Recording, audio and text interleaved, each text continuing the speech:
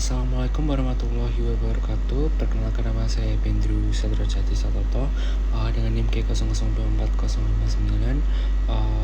Izinkan saya mempresentasikan tentang laporan praktikum blok 2.2.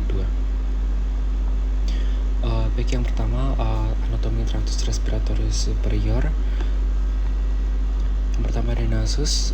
Jadi di nasus externus disusun dari 3 osa dan 4 kartilago. Yang pertama os nasal, lalu os maksila dan os frontal. Os nasal yang ini, os maksila, lalu os frontal. Lalu juga disusun oleh beberapa kartikel seperti prosesus atelaris cartilago septinasi, cartilago alaris mayor, sama alaris minor, dan cartilago septinasi yang di tengah sana. Lalu kavumnasi.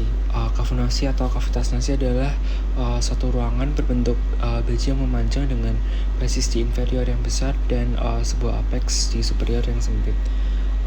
Kavumnasi disusun dari apertura dan regionis. Aperturanya dua, apertura nasalis anterior atau yang bisa disebut nares, dan apertura nasalis posterior atau yang bisa disebut coana.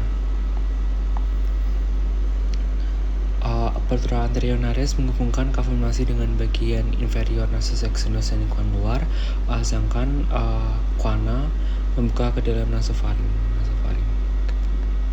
Lalu kavumnasi ada 3 regio. Yang pertama vestibulum nasi, regio respiratoria, dan regio olfaktoria. Vestibulum nasi adalah ruangan di bagian dalam nares yang dibatasi oleh kulit dan terdapat rambut yang berfungsi untuk menyaring udara yang masuk. Sedangkan kalau regio respiratoria yang sini itu adalah bagian terbesar dari kavumnasi, mempunyai banyak subneurovaskular, dibatasi oleh epitel respiratorium, bersila, dan sel mukus. Selanjutnya pada regio olfaktoria, regionnya cenderung lebih kecil dan terdapat di apex kavumnasi, dibatasi oleh epitel olfaktorium yang berisi reseptor olfaktorium. Lalu septinasi adalah kayak semacam dinding di medialnya yang memisahkan kavumnasi dexter dan sinister. Septinasi ini terdiri dari cartilago septinasi, vomer, lalu lamina perpendicularis os ethmoidal, spina nasalis os frontal, os nasal, crista nasalis os maxilla, dan os palatinum. Lalu untuk dinding lateralnya ada congca dan meatus. Ada 3 lengkungan tulang bertingkat yang namanya congca. Ada congca nasalis superior, congca nasalis media, dan congca nasalis inferior. Nah, congca tadi membagi kavum menjadi 4 saluran udara. Yang pertama recessus sphenoidoidalis, lalu meatus nasi superior, meatus nasi media, dan meatus nasi inferior. Dan 4 saluran tersebut menjadi muara saluran-saluran dari sinus paranasalis dan ductus nasolacrimalis yang akan saya jelaskan di muara sinus dan ductus ini. Jadi muara sinus paranasalis dan ductus nasolacrimalis di dinding lateral kavumnasi itu yang pertama recessus sphenoidal, itu muara dari sinus sphenoidalis. Lalu meatus nasi superior, muaranya dari cellula ethmoidalis posterior. Lalu meatus nasi inferior terdapat muara dari ductus nasolacrimalis, dan ductus nasolacrimalis ini mengalirkan air mata dari saccus conjunctivalis oculi. Ductus nasolacrimalis ini berawal dari ujung inferior saccus lacrimalis pada dinding anteromedial orbita. Lalu yang satunya lagi meatus nasi media. Di meatus nasi media ini ada bangunan-bangunan khas, yaitu yang pertama ada bula ethmoidalis yang ini yang berbentuk kubah sebagai muara selula ethmoidalis media. Lalu ada hiatus semilunaris, ini adalah saluran melengkung di bawah bula ethmoidalis yang merupakan muara dari sinus maxillaris. Lalu ada juga infundibulum ethmoidal di sini, di ujung anterior hiatus semilunaris. Sinus frontalis merupakan muara dari sinus frontalis dan cellula ethmoidalis anterior setelah melewati ductus frontonasalis. Lalu ada juga processus uncinnatus yang merupakan batas bawah hiatus semilunaris. Lalu ada sinus paranasalis. Jadi sinus paranasalis adalah sekelompok rongga di dalam tulang kraniofacial yang berhubungan dengan kavernasi melalui ostium. Sinus paranasalis berisi udara dari bagian pernapasan rongga hidung ke dalam kranium yang fungsinya itu antara lain mengurangi berat relatif tengkorak, meningkatkan resonansi suara sebagai penyangga terhadap trauma wajah dan lain-lain. Dan ada 4 sinus paranasalis di sini, yaitu yang pertama ada sinus maxillaris atau sinus maxillaris anterobihemori yang ini, lalu sinus frontalis, lalu sinus ethmoidalis yang ini, dan sinus sphenoidalis.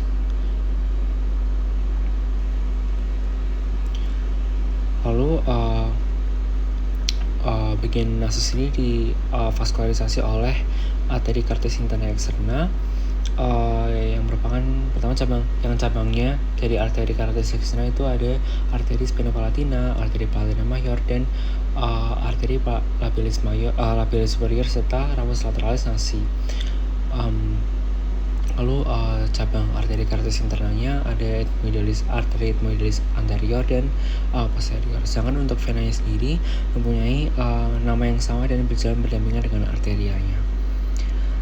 Pada bagian depan septumasi, yang bagian depan sini ada kayak semacam anastomosis dari cabang-cabang arteri facialis yang tadi ini, yang membentuk suatu plexus yang cukup dekat dengan permukaan yang disebut dengan plexus Kieselbach atau little area. Nah, plexus ini yang paling sering kayak rawan epistaxis atau mimisan seperti itu. Untuk inervasinya sendiri, yang pertama sensorik penciuman dari nervus olfactorius. Sedangkan untuk sensorik umumnya dari cabang-cabang nervus ophthalmicus, yaitu ada nervus ethmoidalis anterior posterior dan nervus nasopalatinus sampai nervus maxillaris. Lalu untuk inervasi otonomnya oleh nervus facialis dan nervus maxillaris. Lalu untuk faring, pertama ada nasofaring. Nasofaring ini secara skeletopis setinggi vertebra cervicalis 1 sampai vertebra cervicalis 2, fungsinya untuk respirasi, dan di dalamnya itu ada coana, opte, tonsilla pharyngeal, torus tubarius, torus levatorius, dan recessus pharyngeus. Coana tadi udah dijelasin di depan kayak bukaan yang belakang yang nyambung langsung dengan nasopharyngeus. Sedangkan opte atau ostium pharyngeum tuba auditiva eustachii yang merupakan pintu masuk tuba auditiva yang menghubungkan nasopharynx dengan kavitas simpanika telinga atau yang menghubungkan sampai auris media. Selanjutnya untuk tonsilla pharyngeal ini terletak di membrana mukosa dinding posterior nasopharynx. Kalau misal tonsilla pharyngeal ini membesar, dikenal dengan hipertrofi adenoid, bisa mengobstruksi aliran udara hidung dan mempengaruhi pertumbuhan wajah. Dan tonsilla pharyngealis ini paling baik terlihat pada anak-anak dan nanti akan mengecil dengan sendirinya saat pubertas. Lalu ada torus tubarius. Torus tubarius ini semacam peninggian di bagian posterior dan superiornya di opte. Sedangkan untuk torus levatorius adalah peninggian di inferior opte yang dibentuk oleh musculus levator veli palatini. Lalu yang terakhir ada recessus pharyngeus. Recessus pharyngeus ini terletak di dorsal torus tubarius dan manjang ke atas sampai atapnya faring. Dan jaringan limfoid yang kadang-kadang terdapat di membrana mukosa di recessus pharyngeus ini disebut dengan tonsilla tubaria. Lalu selanjutnya ada orofaring. Orofaring ini setinggi VC2 sampai VC3, fungsinya untuk proses pencernaan. Isinya ada isthmus facium, arcus palatoclusus, arcus palatopharyngeus, fossa tonsillaris, dan tonsilla palatina.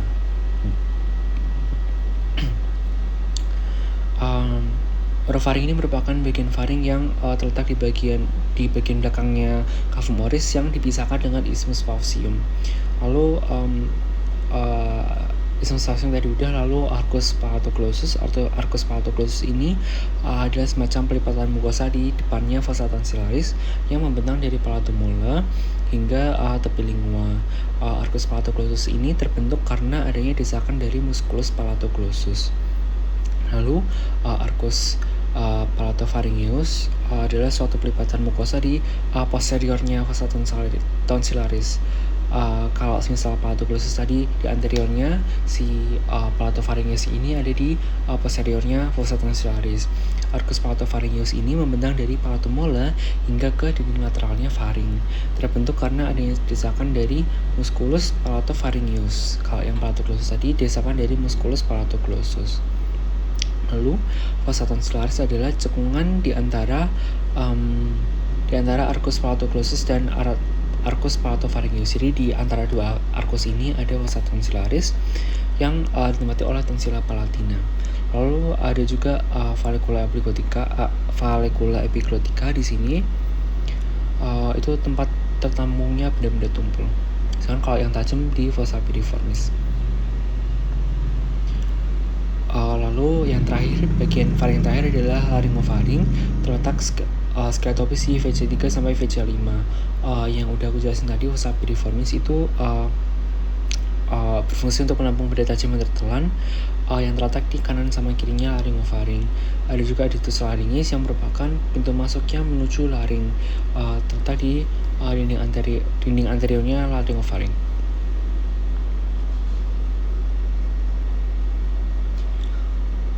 Lalu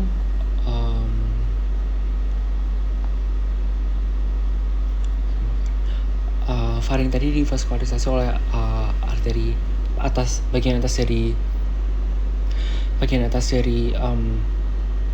faring tadi divaskularisasi oleh arteri Calathus externa yang cabang itu arteri maxillaris, ramus pharyngeus, arteri palatina descendens, arteri facialis, ramus tonsillaris, dan arteri palatina ascendens, arteri pharyngea ascendens, dan arteri lingualis.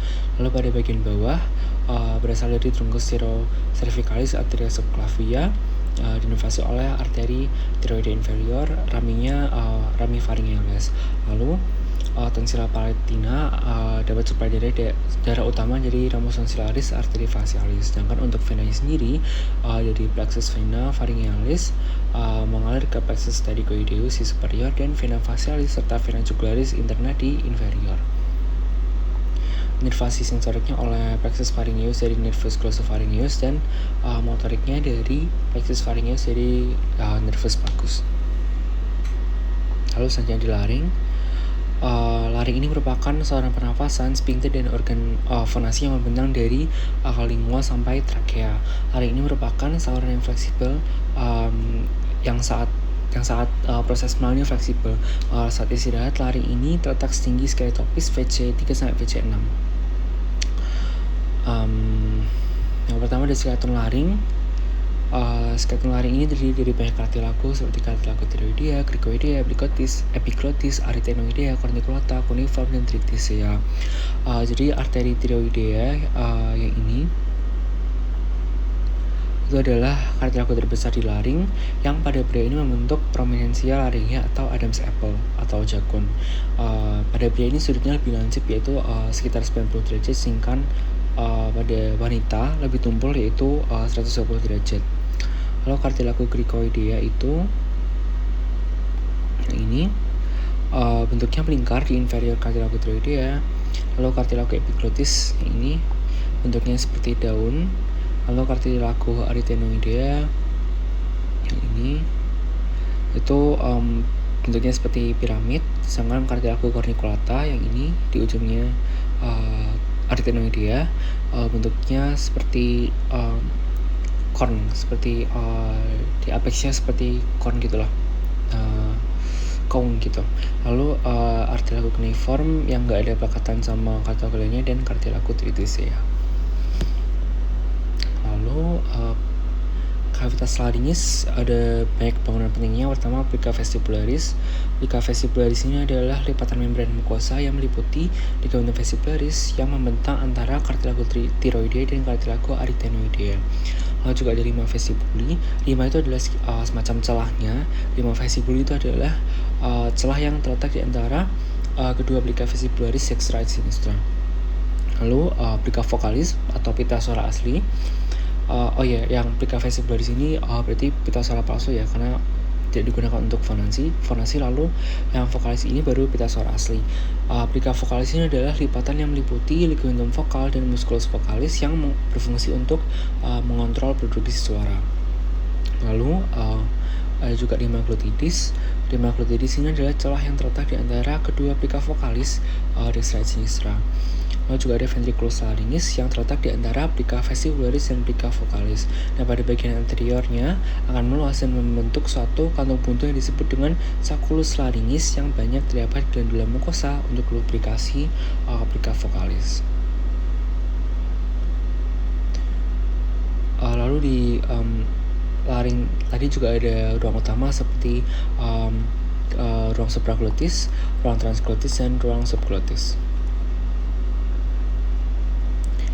Lalu jaringan lunaknya ada ligamentar membran extrinsik et intrinsik. Yang extrinsik ada membran thyroidea, ligamentum hio epigloticum, lalu juga ada ligamentum cricotracheal. Sedangkan untuk intrinsik ada membrana quadriangularis dan membrana cricothyroidea dan conus larsicus serta conus larsicus tadi. Lalu muskulolaryngis yang bisa di-highlight ini fungsinya untuk fungsinya untuk membuka glotis atau remaglotidis itu cricoarytenoideus posterior, yang menutup glotis itu berarti yang ketiga ini cricoarytenoideus lateralis, arytenoideus transversus, anteroarytenoideus.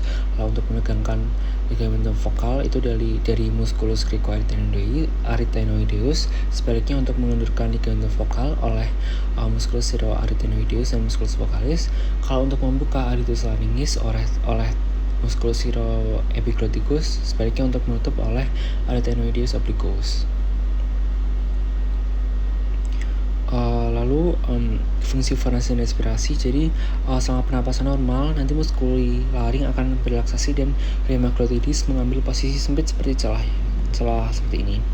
Lalu selama inspirasi dalam, ligamentum vokal akan diabduksi oleh kontraksi musculus cricoarytenoid posterior, membuka remaglotidis lebar-lebar menjadi bentuk seperti layang-layang terbalik, kayak layang-layang di sini. Lalu selama fonasi, otot-otot arytenoid mengadduksi cartilago arytenoid pada saat yang sama dengan musculus cricoarytenoid lateral melakukan adduksi sedang. Lalu udara yang dipaksakan di antara ligamen vokal akan menghasilkan nada. Kontraksi yang lebih kuat dari otot yang sama akan menutup remaglotidis atau manuver falsafa. Lalu selama berbisik atau whispering, ligamen vokal akan diadduksi kuat oleh musculus cricoarytenoideus lateral, tetapi musculus arytenoid yang rileks memungkinkan udara lewat di antara cartilago arytenoid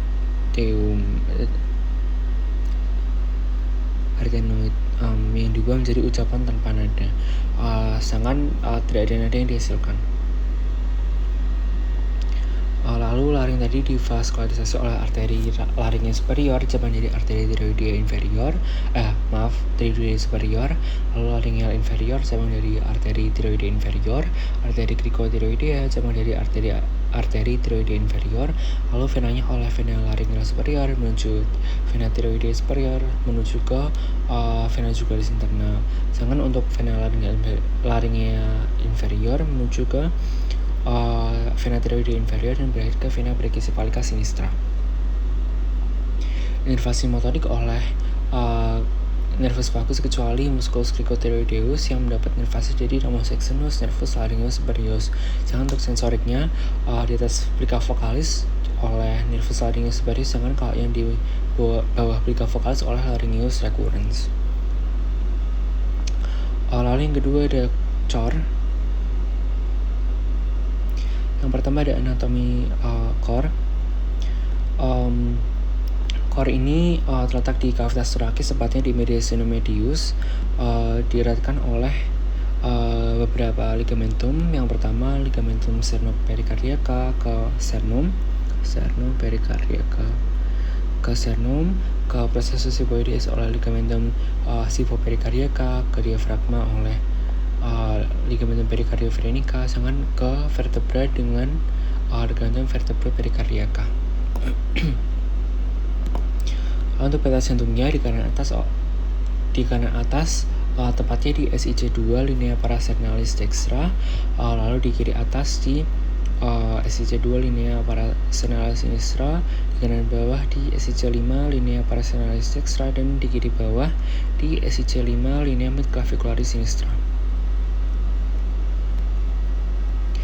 Lalu untuk struktur eksternalnya cor, jadi setiap cor ini dapat diidentifikasi dengan adanya apex, basis, dan 3 fasies, yaitu fasies sternocossalis atau anterior, fasies diafragma, dan fasies pulmonalis.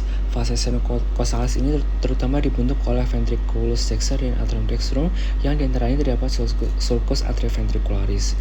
Lalu pada pinggir kirinya juga disusun oleh sedikit auricula sinistra. Lalu untuk fasies diafragmatica dibentuk oleh ventriculus dextra sinistra yang dipisahkan oleh sulcus interventricularis posterior dan bersandar pada sentrum perineum diafragmatica. Permukaan inferior atrium dextrum yang bermuara ke vena cava inferior juga ikut membentuk fasies diafragmatica ini. Lalu yang fasies terakhir ada fasies pulmonalis, dibentuk oleh ventriculus sinistra yang membentuk impressio cardiaca pada fasies medialis pulmo sinistra dan atrium dextrum untuk pulmodexter. Basisnya ini akan mengarah ke bawah kanan, sedangkan apexnya mengarah ke panggul kiri. Lalu basis cordis terdiri dari atrium dextrum yang mengarah ke belakang ke arah craniolateral dextra, sedangkan untuk apex cordisnya mengarah ke ventrocaudal sinistra. Lalu ada skeleton cordis. Skeleton cordis ini fungsinya untuk tempat melekatnya myokardium sebagai kerangka core, tempat perlekatan cuspis atau katup jantung, dan isolator impuls antara atrium dan ventricle. Skeleton cordis ini tersusun dari anus fibrosus, trigonum fibrosum, dan pars membranaceae septum interventricular, pars membranaceae septum interventricular, interarterial, dan atrioventricular. Nah, skeleton cordis ini juga berperan sebagai isolator agar potensial aksi yang terjadi pada atrium dan ventricle terjadi secara berpisah, sehingga kontraksi ventricle dan atrium ini dapat terjadi secara berurutan. Seperti itu. Tadi skeleton cordis susun dari pertama anus fibrosus, itu 4 cincin fibrosa yang mengelilingi 2 ostium atrioventricular, orificium aorta, dan orificium truncus pulmonalis. Yang pertama ada annulus atrioventricularis dexter, berada di sekitar valva tricuspidalis. Lalu annulus atrioventricularis sinister yang berada di sekitar valva mitralis. Lalu annulus valva aorta atau cincin aorta yang berada di sekitar valva aorta, dan annulus valva trunci pulmonalis di sini atau cincin pulmoner yang berada di sekitar valva pulmonalis. Terus juga ada trigonum fibrosum sebagai daerah penebalan jaringan yang menghubungkan antara anus-anus tadi. Yang pertama ada trigonum fibrosum dextrum di antara anus fibrosum valva aorta dan anus atrioventricular dextra, dekat segitiga di sini. Lalu juga ada trigonum fibrosum sinistrum di antara anus fibrosus valva aorta dan anus atrioventricular sinistra. Lalu struktur internalnya yang pertama atrium dextra, ada bagian halusnya sinus venarum cavarum, pada bagian kasarnya ada musculus spinaci yang akan jadi auricula dextra, sedangkan bagian halus dan kasarnya akan dipisahkan oleh crista terminalis di bagian dalam dan sulcus terminalis di luar. Untuk fossa ovalis dan limbus fossa ovalis, ini merupakan obliterasi foramen oval yang berada di septum interatrial. Jadi foramen oval nanti akan berubah jadi fossa ovalis, lalu di pinggir-pinggirnya ini akan pinggir-pinggirnya namanya limbus fossa ovalis. Lalu ostium atrioventricularis menghubungkan dengan ventriculus dexter, ostium sinus coronaris akan jadi valva alta besi, sedangkan untuk yang ostium vena cava inferior jadi valva Osacii. Jadi atrium dexter ini terdiri dari satu ruang utama yang halus atau sinus vena cava atau sinus venarum cavarum, dan satu ruang kecil yang kasar terbentuk dari musculi pectinati. Dan pada bagian superior yang disebut auricula dextra, kedua ruang ini dipisahkan oleh crista terminalis pada bagian dalam, sedangkan yang bagian luar akan membentuk alur yang namanya sulcus terminalis. Sedangkan untuk auricula tadi, auricula ini adalah kantong otot berbentuk kerucut kecil yang merupakan proyeksi dari atrium dextra.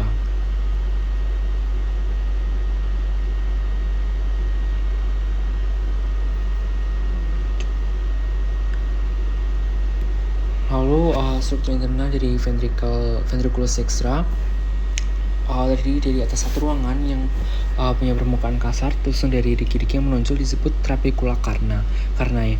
Ada 3 jenis trabecula carnae. Yang pertama musculus papillaris, trabecula septomarginalis, dan rigi biasa yang menonjol di bagian dalam.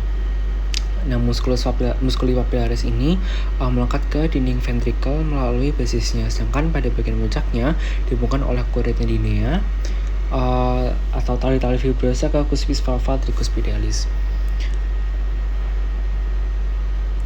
Musculi papillaris dan chordae tendinea berperan dalam penutupan katup. Musculi papillaris akan berkontraksi sebelum ventrikel berkontraksi sehingga chordae tendinea menegang dan menarik kedua cuspis secara bersamaan sehingga cuspis tertutup seperti itu. Kalau untuk trabecula septomarginalis atau moderator band menyilang di rongga ventrikel dari septum ke dinding anterior dan hanya terdapat di ventrikel kanan. Nah, trabecula septomarginalis ini juga membawa fasciculus atrioventricularis crus dextrum atau bundle of His sehingga juga berperan dalam sistema conduction cordis pada ventrikel kanan. Lalu untuk struktur internal dari atrium sinistra terdiri dari sinus venarum cavarum dan auricula sinistra. Lalu osimnya ini menghubungkan dengan ventriculum sinistrum, fossa ovalis, dan valvula foraminis ovale. Atrium sinistra ini akan ada muara dari 2 buah vena pulmonalis dextra, 1 buah vena pulmonalis sinistra superior, dan 1 buah vena pulmonalis sinistra inferior. Lalu yang terakhir struktur interna dari ventriculus sinistra. Ventriculus sinistra ini merupakan pembentuk dari apex cordis, dan pada ventriculus sinistra ini miokardiumnya lebih tebal daripada bagian jantung yang lain. Lalu bagian ventriculus sinistra yang mendekati aorta disebut vestibulum aorta, dan vestibulum aorta, sedangkan osimo aorta ini menghubungkan dengan aorta seperti itu.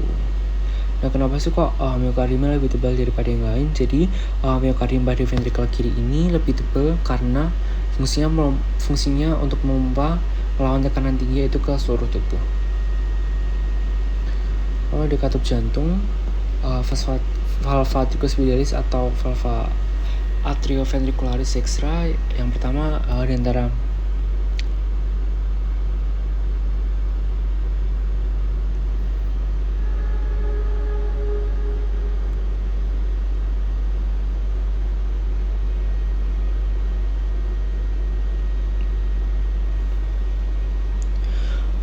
Lalu katup jantung yang pertama adalah valva tricuspidalis atau valva atrioventricularis dextra, di mana atrium dan di antara atrium dan ventriculus dextra. Valva tricuspidalis ini terdiri dari 3 valvula atau cuspis, yaitu yang anterior, posterior, dan septal. Lalu yang kedua ada valva mitralis atau valva atrioventricularis sinistra di antara atrium dan ventriculus sinistra. Lalu valva mitralis ini terdiri dari 2 cuspis, yang pertama anterior dan posterior. Nah, tiap cuspis ini akan dihubungkan dengan musculi papillaris yang berada pada ventriculus oleh chordae tendinea. Lalu juga ada valva trunki-pulmonalis yang terdiri dari 3 valva seperti bulan sapit yang ada di anterior, dexter, dan sinister.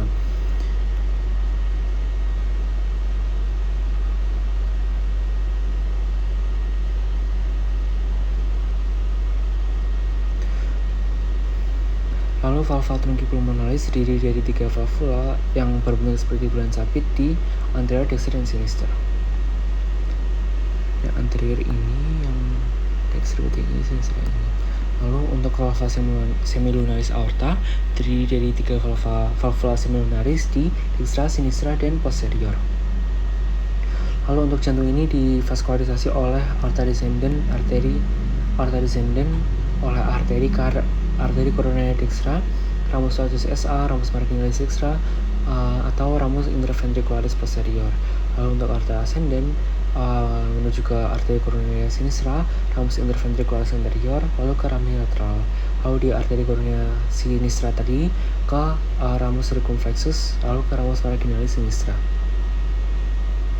Dinervasi otonom oleh plexus cardiacus, serabut simpatisnya oleh ganglion cervical di superior media inferior, ganglion thoracal segmen T2-T5 yang menghasilkan akselerasi jantung, meningkatkan kontraksi otot jantung, dan dilatasi dari arteria arteri koronaria.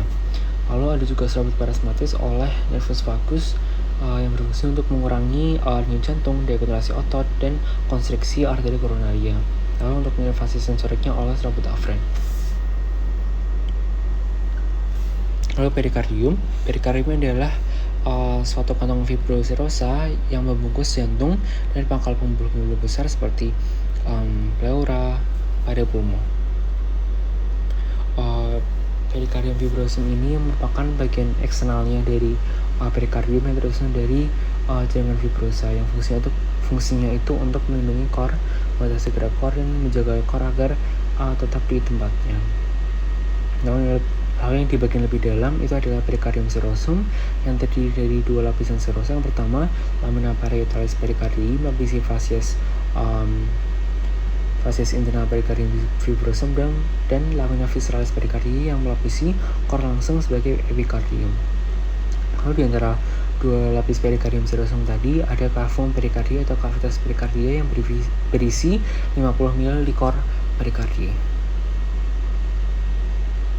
Lalu ada juga sinus perikardii. Yang pertama ada sinus obliquus perikardii yang merupakan refleksi yang berada di tempat di mana vena cava superior, vena cava inferior, dan vena pulmonalis membentuk jantung. Sedangkan untuk sinus transversus perikardii ada alur di mana aorta dan truncus pulmonalis meninggalkan jantung.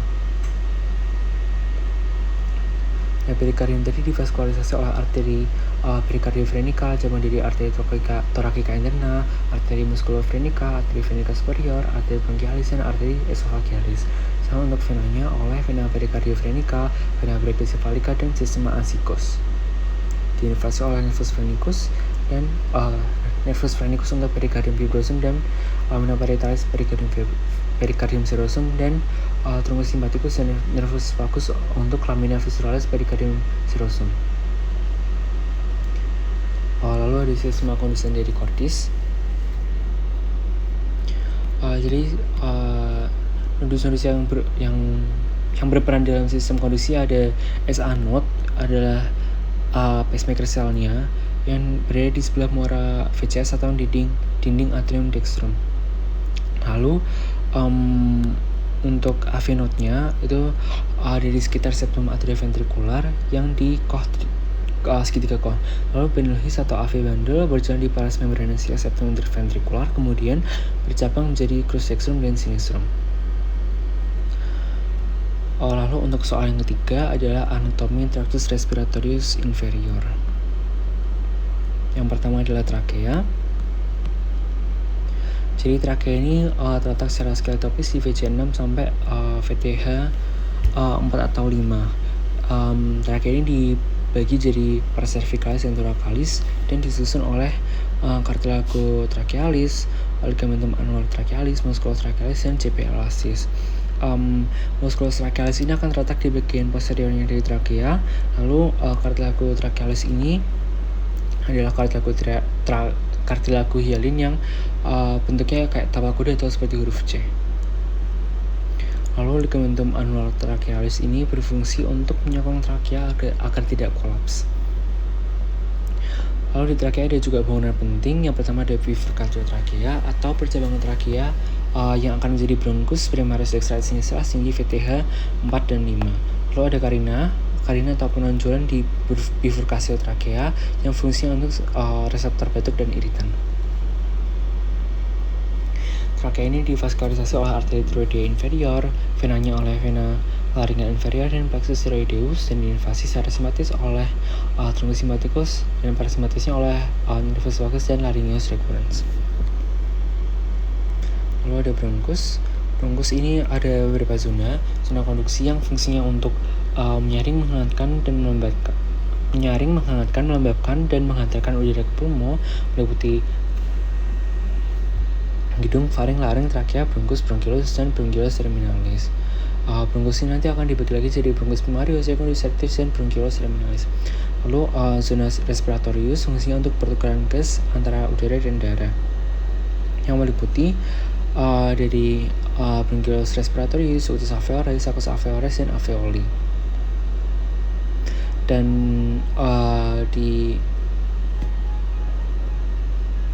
Dan dan terdapat kartilago di saluran pernafasan ini. Jadi bronchus primarius sampai bronchus tertius, lalu mulai nggak ada kartilago dari bronchioles terminalis sampai bronchioles respiratory dan seterusnya. Lalu bronchus primarius ini dimulai dari bifurcatio trachea sampai hilum pulmonalis. Ada 2 atas pasang di bronchus primarius dexter et sinistra. Lalu pada perbedaannya, bronchus primarius dexter ini lebih pendek, lebih lebar, dan lebih vertikal. Sedangkan untuk bronchus primarius sinister lebih panjang, lebih sempit, dan lebih horizontal. Lalu untuk bronchus secundus perbedaannya, bronchus secundus di dexter itu ada 3, sedangkan di sinister ada 2. Di dexter masuknya stinghi veta 5, kalau di sinister stinghi veta 6, dan penamaannya ada 2 kalau dexter. Yang pertama ada hyperterialis dan hyperterialis, sedangkan untuk secundus sinister cuma ada hyperterialis. Lalu untuk bronchus tertius, jumlah bronchus tertius ini bergantung pada segmen paru. Kalau di dexter ini ada 10 bronki, sedangkan untuk sinister ini ada 8 atau 9 bronki. Lalu pleura ini ada 3 lapisan. Pertama pleura parietalis, pleura visceralis, dan cavum pleura. Pleura parietalis ini berdasarkan topografinya dibagi jadi pleura parietalis pars costalis, pleura parietalis pars mediastinalis, dan fascia phlegmatica, dan juga pleura cervicalis. Pleura parietalis pars costalis ini menutupi permukaan dalam dinding toraks terkait dengan kose dan spasium interkose. Untuk pleura parietalis pars mediastinalis menutupi mediastinum. Pleura parietalis fascia phlegmatica akan berbatasan dengan diafragma membentuk fascia phrenicopluralis. Lalu untuk pleura cervicalis melapisi apex pulmonis sebagai kuba atau cupula pleura di atas kose 1. Nah, cupula pleura ini dilekatkan pada otot dan fasa yang dilengkapi oleh jaringan ikat yang disebut dengan membrana suprapleura atau fascia subsens atau ligamentum Zenker-Kendall, yang merupakan fusi dari fascia musculoscaleni, fascia prevertebralis, fascia endotrachica, peritoneum kose 1, dan tunica adventitia pada fase besar.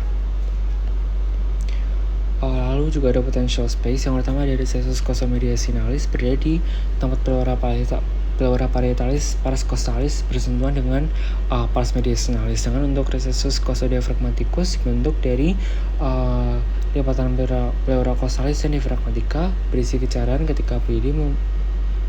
cairan sehingga ketika berdiri memungkinkan pulmo untuk bergerak ketika bernafas. Lalu pleura tadi divaskularisasi oleh pleura parietalis divaskularisasi oleh pars mediastinalis. Pleura parietalis pada pars mediastinalis divaskularisasi oleh arteri pericardiofrenica, pada diafragma oleh arteri venica superior dan arteri musculofrenica, pada pars costalis oleh arteri intercostalis. Lalu pleura visceralis divaskularisasi oleh arteri bronchialis dan arteri semipars thoracis. Untuk drainase venanya ada pleura parietalis dan juga pleura visceralis. Untuk inervasinya oleh pleura parietalis oleh GSA yang timbul nyeri, pada pars costalis oleh nervus intercostalis, dan pars diaphragmatica dan mediastinalis oleh nervus phreniculus. Sedangkan untuk pleura visceralis oleh GFA yang tidak timbul nyeri. Lalu ada pulmo dexter ini ada 3 lobus. Yang pertama ada lobus superius, lobus medius, dan lobus inferius. Lobus superius itu terletak di SIC 2, medius 4, inferius 6. Lalu juga ada 10 segmen bronchi tertius, bronchus tertius, dan juga ada viscera oblique pulmonalis dextra dan viscera horizontalis pulmo dexter. Ada pulmo sinistra terdiri dari 2 lobus. Kalau tadi 3 lobus di 246, kalau pulmo sinistra di 2 lobus di SIC 2/6. Ada 8-9 segmen dari bronchus tertius, dan ada viscera oblique pulmonalis sinistra dan lingula pulmonis. Juga ada radix senilum. Radix pulmonis merupakan struktur yang melekatkan pulmo ke struktur mediastinum. Radix ditutupi oleh pleura parietalis pars mediastinalis yang berafeksi menjadi pleura visceralis. Lalu juga ada hilum pulmonis, merupakan daerah tempat struktur-struktur masuk dan keluar seperti bronchus, arteri vena pulmonalis, fossa lymphatica, dan nervi. pulmo ini divaskularisasi fungsional oleh AV pulmonalis, sedangkan nutritifnya oleh AV bronchialis, dan inervasinya oleh plexus pulmonalis. Mungkin sekian presentasi laporan dari saya. Terima kasih. Wassalamualaikum warahmatullahi wabarakatuh.